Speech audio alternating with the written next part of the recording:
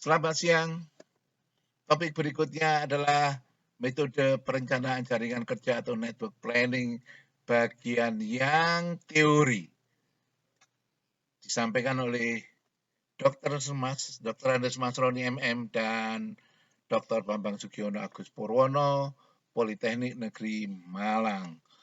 Pokok bahasan adalah pada dasarnya ada dua yang akan dibahas, yaitu metode Critical Path Method dan PERT, Program Evaluation and Review Technique.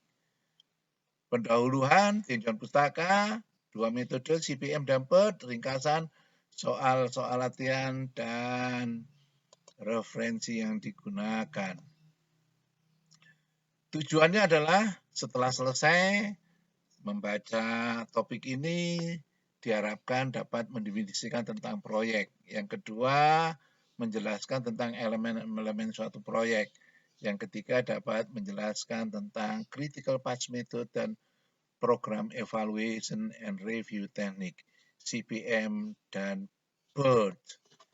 Pendahuluan, suatu proyek diterminologikan sebagai suatu aktivitas yang produktif, yang unik, dan seringkali ditetapkan sebagai gambaran yang tidak umum dari pembuatan suatu barang dan atau jasa.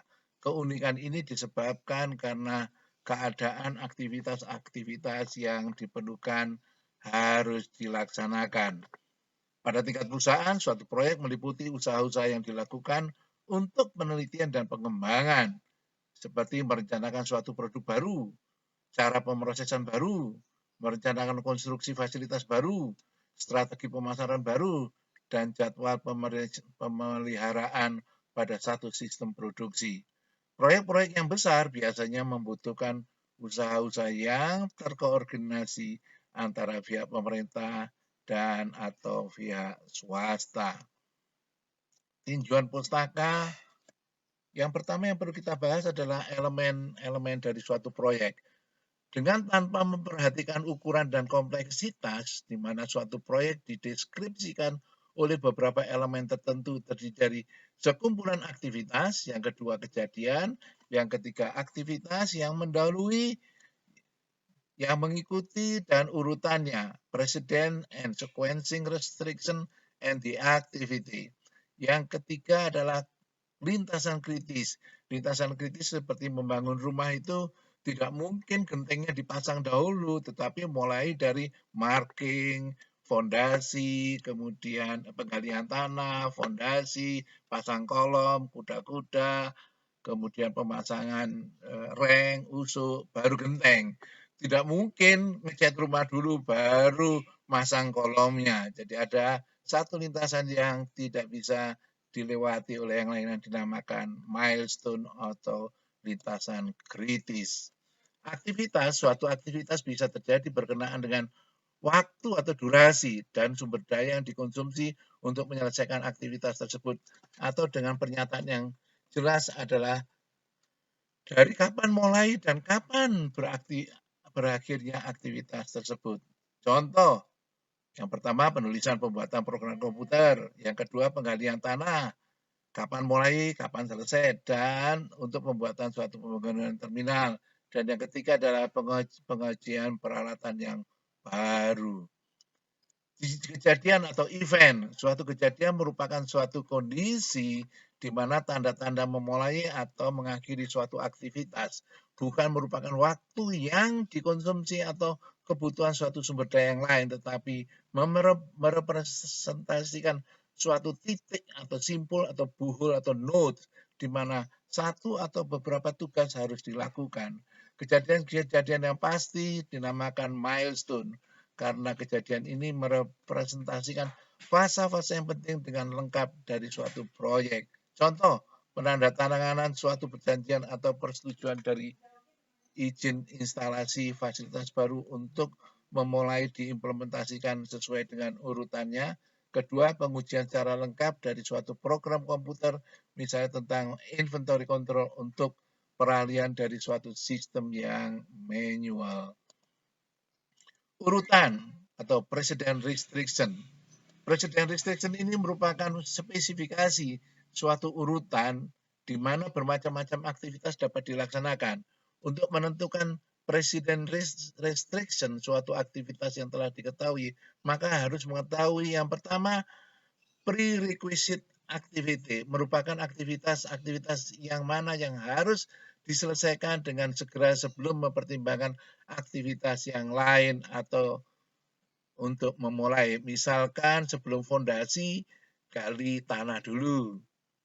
Yang kedua, immediate successor merupakan aktivitas-aktivitas yang mana yang harus segera mengikuti aktivitas ini.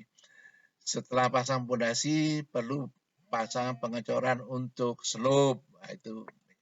Yang berikutnya adalah concurrent activity, merupakan aktivitas-aktivitas yang dapat dilakukan pada saat yang bersamaan dengan aktivitas ini.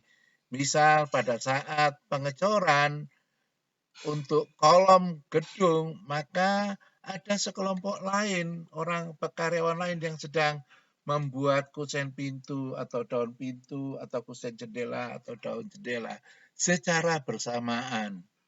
Contoh penulisan cara lengkap dari suatu program komputer, misalnya tentang New Inventory Control untuk peralihan dari suatu sistem yang manual harus dilengkapi dengan pengujian atau validasi dari program tersebut, tetapi menganalisis suatu komponen yang spesifik dapat dilakukan secara bersamaan.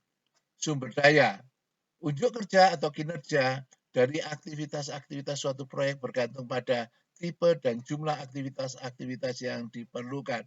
Misal, tingkat keterampilan yang khusus, sumber daya uang, peralatan, bahan baku,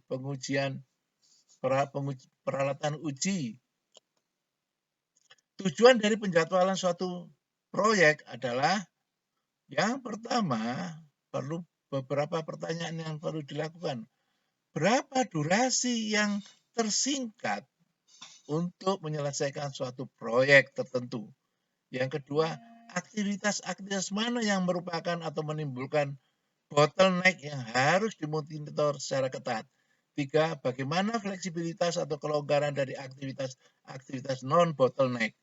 Yang keempat, apa pengaruh-pengaruh dari pergeseran sumber daya dari aktivitas-aktivitas yang biasa menjadi aktivitas bottleneck? Bottleneck itu apabila kita malam minggu mendatangi sang kekasih, maka sementara pacaran, nonton TV sambil membaca koran, dan makan kacang Garuda. Nah, itu aktivitas bersamaan.